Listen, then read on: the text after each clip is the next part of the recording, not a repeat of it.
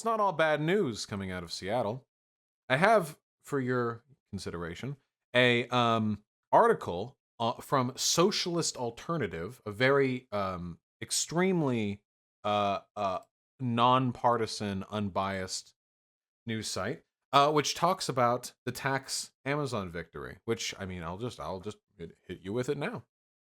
Speech delivered by Socialist Alternative member and Seattle City Councilwoman Kshama Sawant during a historic city council meeting that passed a 200 plus million tax on the top 3% of corporations to massively expand affordable housing.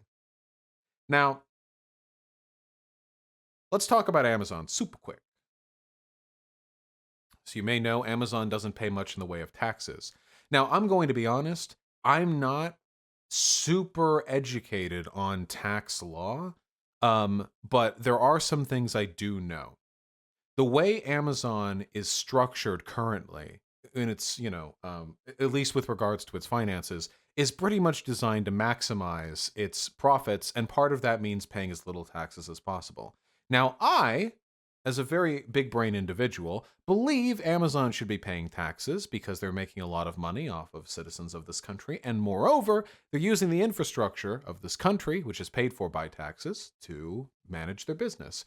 Amazon would not be able to do shit if there were not private property laws being enforced by police officers, being paid by taxes, and laws being enforced by courts, being paid for by taxes, and roads being maintained with taxes.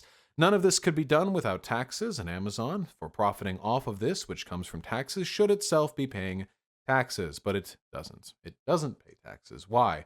Well, I'm going to be honest with you. I don't really know why, because I'm not some crazy corporate lawyer type dude. But I will tell you this. There are some people who have argued that we shouldn't fault Amazon for doing what it can to maximize its, profits, including not paying taxes. After all, if there are tax loopholes available to take advantage of, why would they not take advantage of it? Would you expect a company to altruistically avoid paying taxes for no reason other than because it cares so much about the country? If you, citizen, could find tax loopholes to make it so that you don't have to pay taxes, would you not take advantage of them? Well, I know for a fact that I would. The difference is, I can't lobby. That's the main difference. Amazon can lobby. The reason why the tax system is the way it is because lobbyists have petitioned the US government to design it in such a way as to ameliorate the tax rate on businesses and provide loopholes. Now, this is a different degree of moral culpability than simply taking advantage of opportunities that already exist. You are now creating new opportunities using your enormous wealth and political capital. And I would consider that to be fairly cringe. Type 1 of cringe. We can fix this, I think. Look, we all agree it's cringe. We can fix this by being a little bit more conscientious of our taxing policies. And that's one of the reasons why I'm so proud of, among other people, Kshama Sawant, for passing that aforementioned tax on the top 3% of corporations in Seattle, which will go towards expanding affordable housing. Now, I live in Seattle, presently, at the time of this video being recorded. And there are a lot of good things about the city. There are a lot of bad things about the city. I don't know the extent to which this city is specifically being bogged down by unaffordable housing. But I do know that this is a problem large cities in America, and I guess all over the world, have been dealing with for some time. I thought I was going to get a text about something stream related, but it has to do with gecko care. Can you get Molly's eye cap off later? Listen, lizards are really weird, okay? Nice. I'm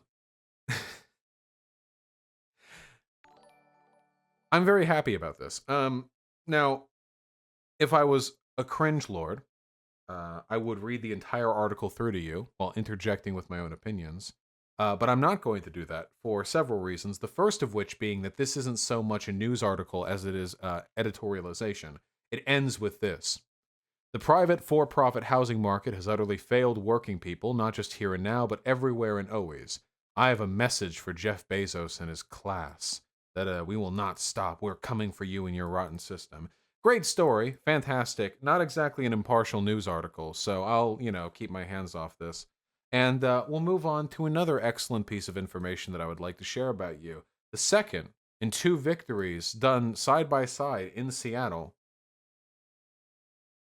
Majority of Seattle Council pledges to support police department defunding plan laid out by advocates. You guys know how during the beginning of the BLM marches, there were just a fuck ton of videos being posted online of police acting poorly? About 50% of those videos came out of Seattle. In fact, I'd be willing to bet more than 50% of what you saw came out of Seattle. Why? Well, Seattle PD sucks. It does. They're brutes. They're animals.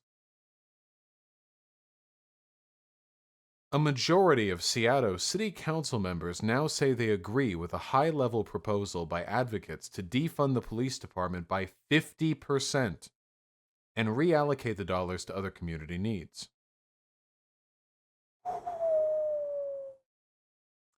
Seven of 9 council members are on board with the idea, though they have yet to say exactly how they intend to make the cuts. 6 votes are needed to pass budget-related legislation and to override a mayoral veto, which means we have a veto-proof majority. 50% of the police budget being cut. That is insane. Now, in the society we live in right now, we do need police. I don't think a city entirely absent any law enforcement officials would be a very functional city. But with regards to how we fund that police, it is interesting to me that police budgets across the country, the percentage of the city budget that is allocated to the police, has stayed consistent or is increased as a proportion of the total budget with time, in spite of the fact that crime has gone down over the past 30 years. That is interesting to me. And I have yet to see any evidence whatsoever that an increase in police funding in this way, particularly with regards to militarization, does anything to actually decrease crime. Which leads me to believe, I'm sorry, pardon me, I'm just following this incredible train of logic on right now. Maybe you'll join me. That we pay the fucking police too much. Perhaps. And that many of the social factors which cause crime are things which should be prevented rather than responded to. What do they say? An ounce of prevention is worth a pound of antidote, or something like that? There's a stat that always stuck with me. I forget the exact numbers and even the exact organization, so I'm vaguely gesturing here. God, I wish I remember this. But it was something like, it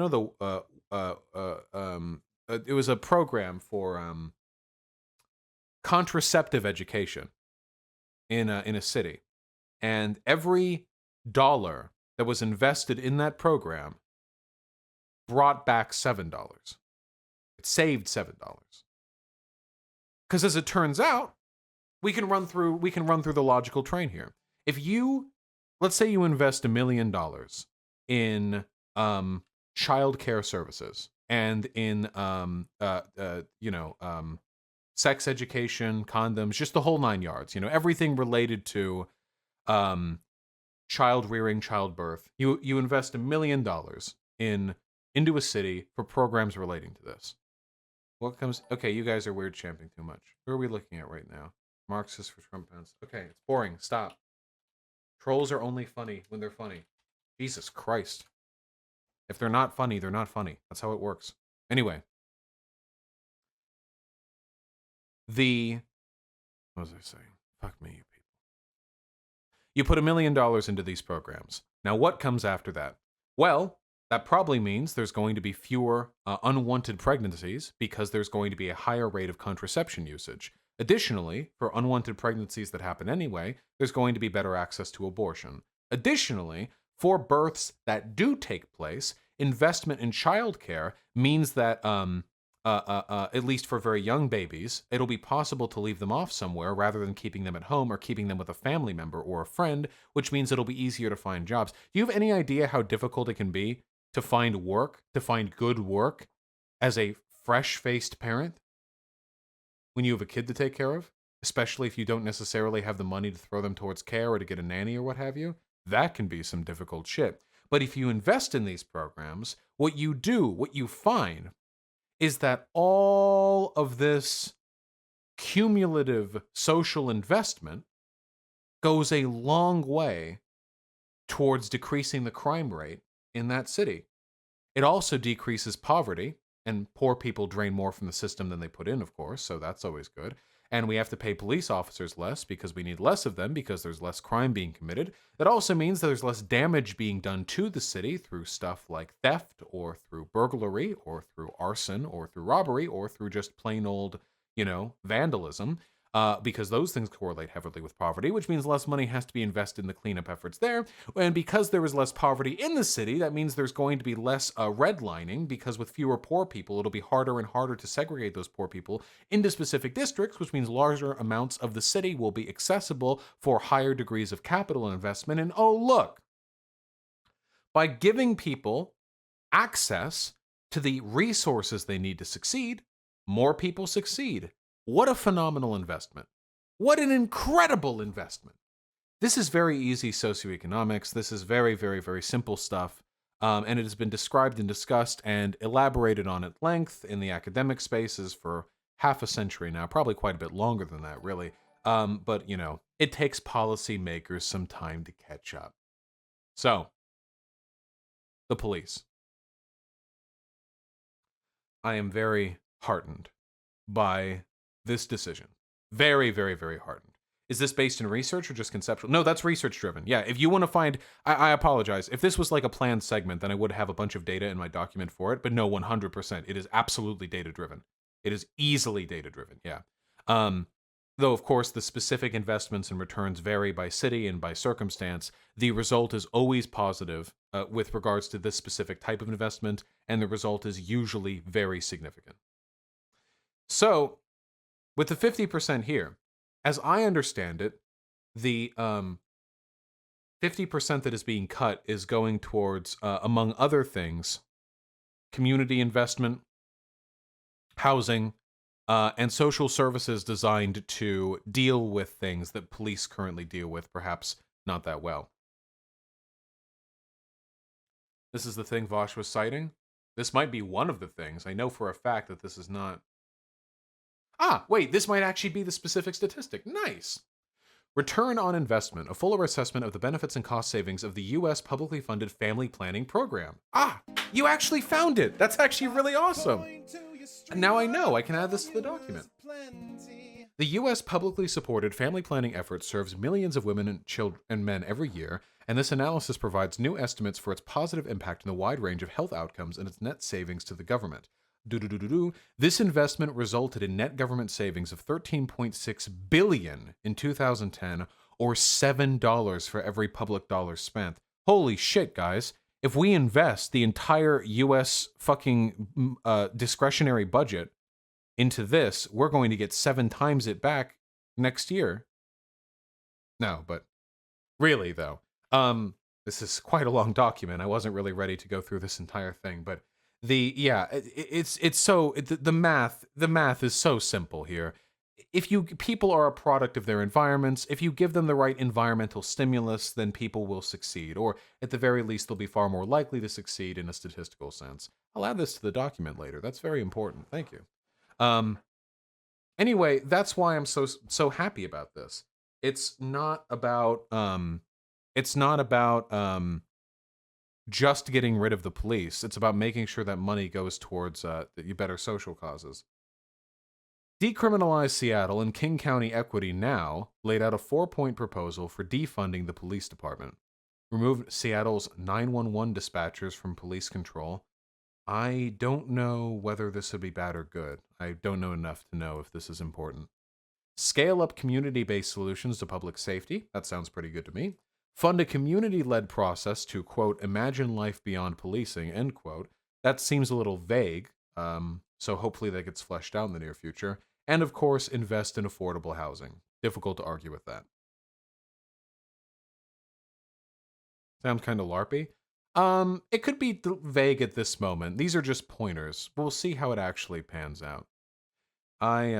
They can decide which services are deemed necessary for the situation. You can usually do a pretty decent job of it. Do we really need cops for literally everything? What we could probably do is find all the things police officers do, and then we can stratify those individual actions based on the threat posed to the police officers. So, for example, police checking up on people on parole, police being called for like pet escapes, police being called for like investigations, police being called for like civil disputes, like at a restaurant. Sometimes that happens. Like the police will be called because somebody at a restaurant's being super fucking weird or whatever. I would be willing to bet these things probably don't require people who are armed like soldiers coming in squads of 6. Probably not. They probably don't need that. There probably is a different type of social worker that can do that. That would just be my guess. But then you have other stuff, like, say, for example, traffic stops and domestic abuse calls.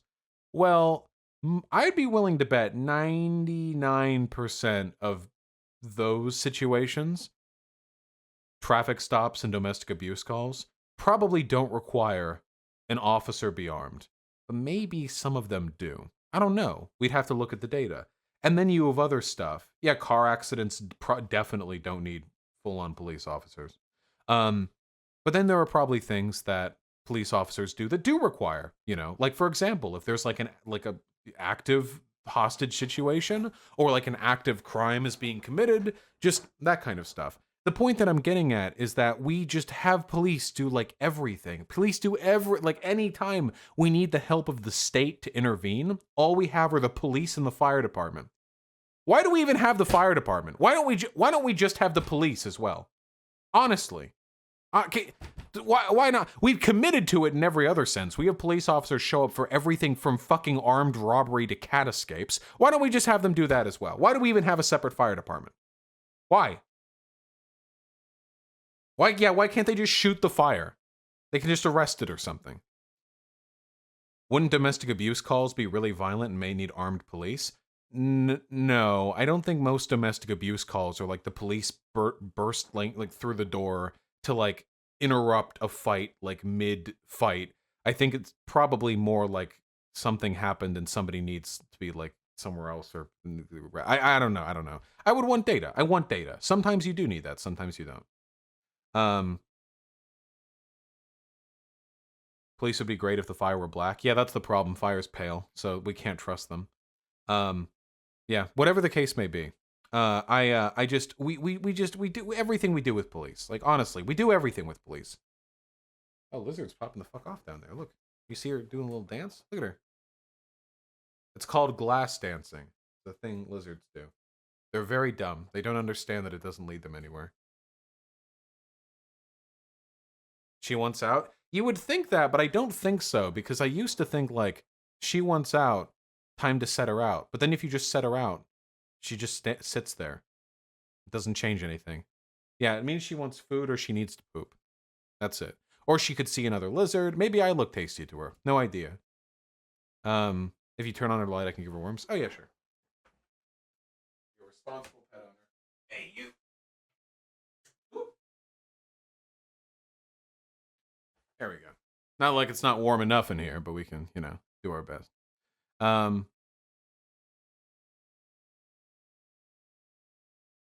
Oh yeah, so anyway, the long and short of it is we need to re-examine the relationship we have with the police department. Nice. Okay.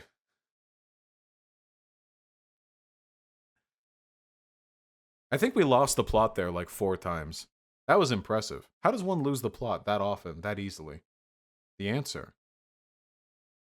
is by having a low IQ.